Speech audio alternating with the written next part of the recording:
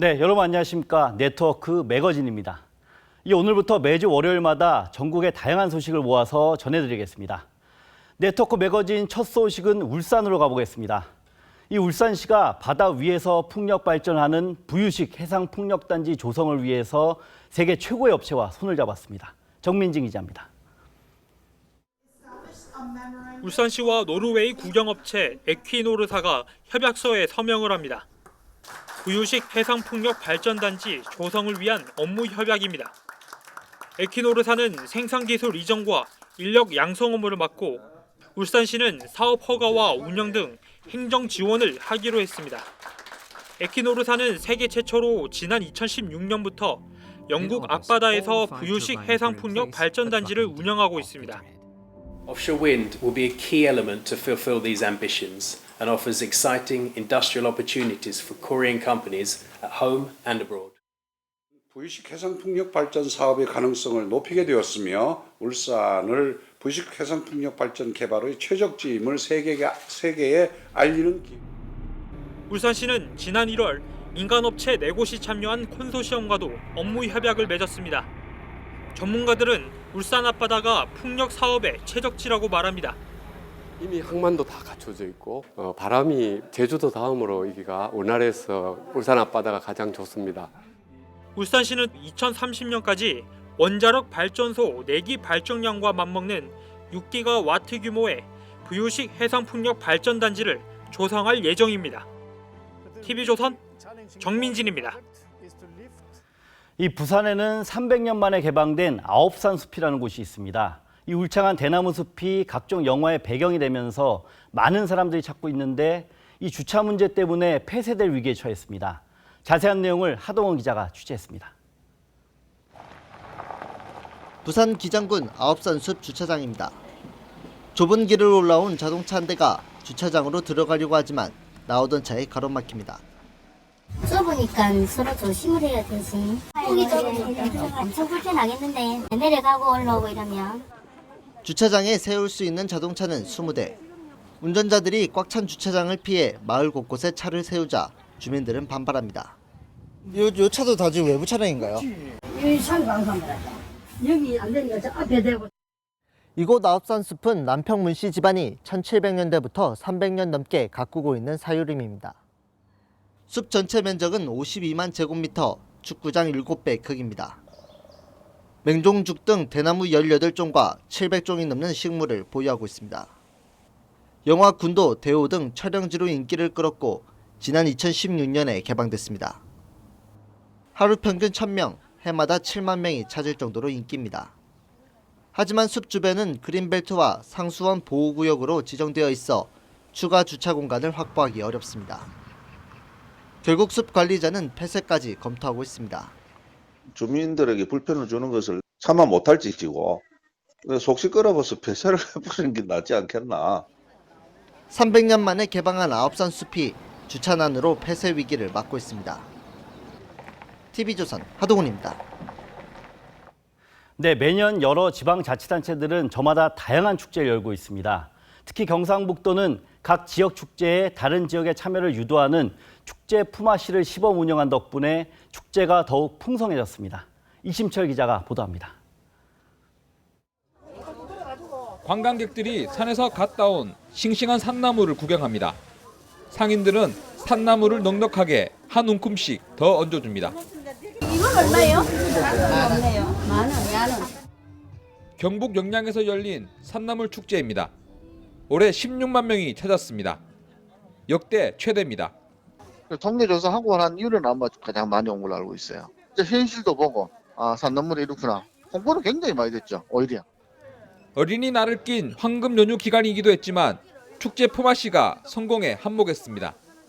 축제 품앗이는 지역 축제에 인근 다른 지역 사람들이 참석하는 방법입니다. 영양 산나물 축제에 온 다른 지역 기관은 43개, 인원은 1,500명에 이릅니다. 경성군의 어떤 각 기관 단체에서도 많이 갔거든요. 올 가을에 또 사과축제 때도 영양소도 우리 인데 또 가까이 있고 하니까 많이 오겠나 그런 이제 뭐 그런 효과도 있고 그렇겠죠. 경북관광공사는 축제 5개에 품앗이를 시범 운영합니다. 130개 단체 4,800명이 참여를 희망했습니다. 경북은 지역 경제 상승과 유대를 이끌 수 있을 것으로 기대합니다.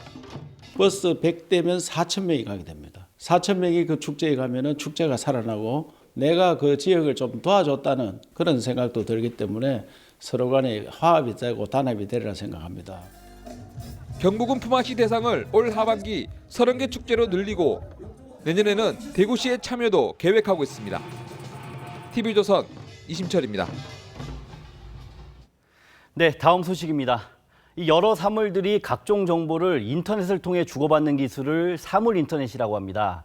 이 인천시가 전국 최초로 이 사물 인터넷을 이용해서 어르신 돌봄 서비스를 시작했습니다. 강석 기자가 취재했습니다. 84살 박병석 할머니가 스마트폰 작동법을 배웁니다. 어르신 생활관리사와 영상통화에 성공합니다. 운동하시고 오셨어, 어르신? 인천시가 혼자 사는 어르신들에게 지급한 안심폰입니다. 안심폰은 기존 영상통화 기능에 사물 인터넷 기술을 접목했습니다.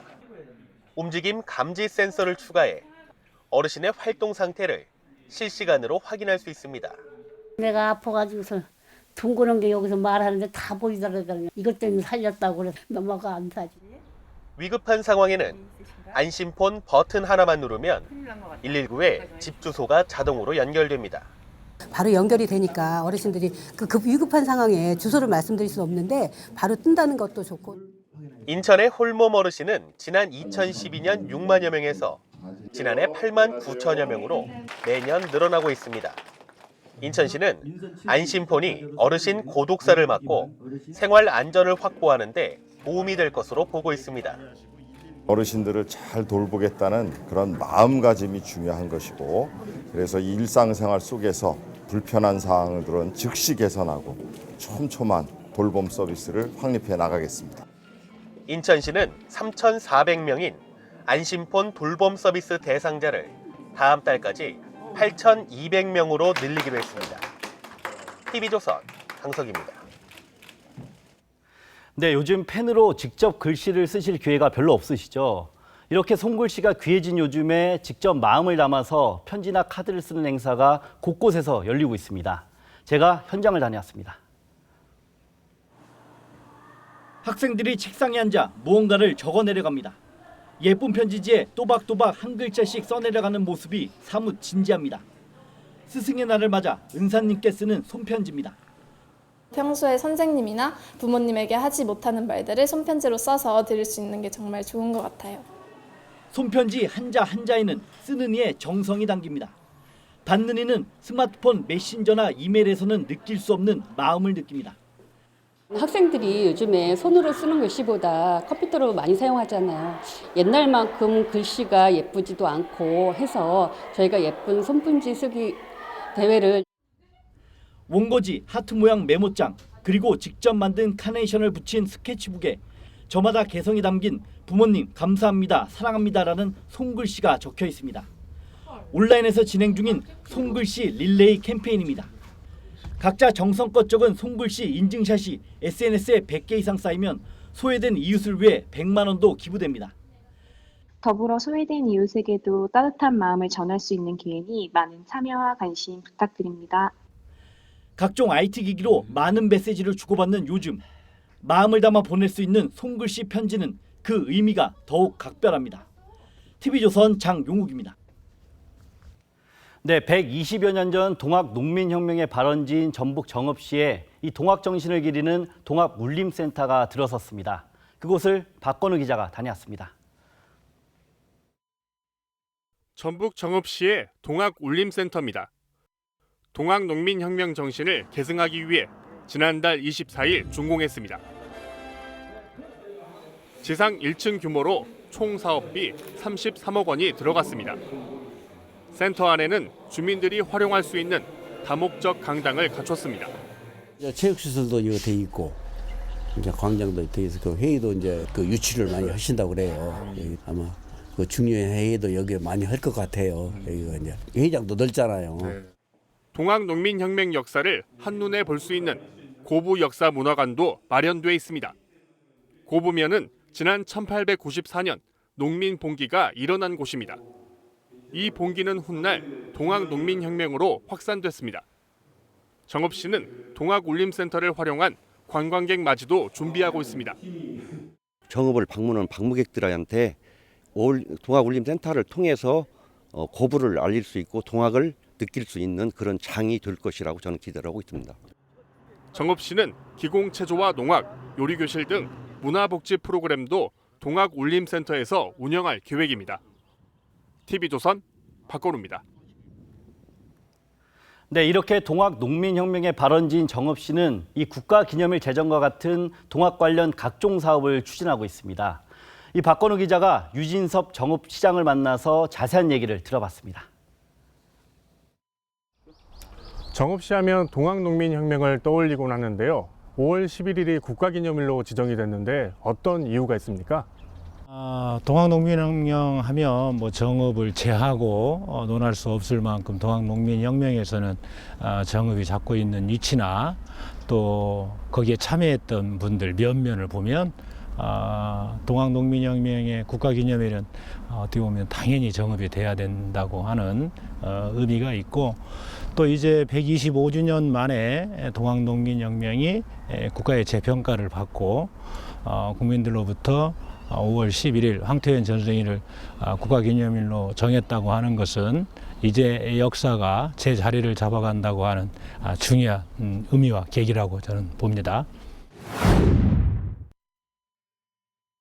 선양하고 관련된 것은 그동안에 이제 동학농민혁명 우리 지역에서의 기념제는 52주년 정도 이렇게 진행을 했습니다. 그런 측면에서 우리 이제 민과 관이 함께했던 우리 정읍 내에서의 동학농민혁명 기념제는 기본적인 동학농민혁명의 선양의 방향을 저는 정했다고 보고요. 그런 측면에서 가장 최고의 법적인 문제는 우리 헌법을 개정하는 과정에 진입을 한다고 하면 동학농민혁명이 헌법의 전문에 반드시 포함될 수 있도록 하는 게 바람직하다고 봅니다. 지금은 상해 임시정부로부터 그 법통이 시작되었다고 하지만 실은 우리나라의 민주주의의 시작은 동학농민혁명으로부터 시작되었다. 그래서 양무정읍 시무민주라고 하는 새로운 언어를 제가 용어를 쓰기 시작했는데 그것은 우리나라의 민주주의의 뿌리는 동학농민혁명에서 시작되었다 하는 것을 얘기하고자 하는 것이고 내장산은 국립공원으로 지정된 이후에 개발하고 이용하는 데 상당히 많은 법적, 공간적인 제약을 받았습니다. 그럼에도 우리 정읍 사람뿐만 아니라 외지인들로부터 내장산의 고부 가치에 대해서는 충분히 홍보가 되어 있고 그런 부분을 좀 더 적극적으로 경제적으로 활용하는 방법이 없겠냐 하는 역대 시장님들의 많은 고민이 있었어요. 그런데 이제 국립공원이라고 하는 그 제도적 한계 안에서는 개발하기가 쉽지 않고 그래서 내장산 국립공원 주변에 집중적인 개발을 통해서 사계절 많은 분들이 찾고 쉬고 또 자고 먹고 즐길 수 있는 공간을 마련하기 위한 프로젝트를 지금 준비 중에 있습니다. 그 대표적인 것이 용산호 주변을 둘러싸고 있는 곳에 리조트 단지가 있는데 그 리조트 단지에 지금 이제 내장산 골프장은 이미 개장을 했고 그 앞에 있는 곳은 숙박이나 여러 스파나 휴양 시설들을 좀 집중하려고 하고 있습니다. 거기는 이제 축산 테마파크는 여러 시민들께서 우려를 표하신 사업이에요. 그래서 뭐 전라북도나 또는 그 해당 부처에서도 굉장히 방어적이고 소극적인 입장이고 우리도 축산 테마파크로 가는 사업이기보다는 농촌 테마를 중심으로 한 사업으로 좀 변경해서 추진하고 있고요.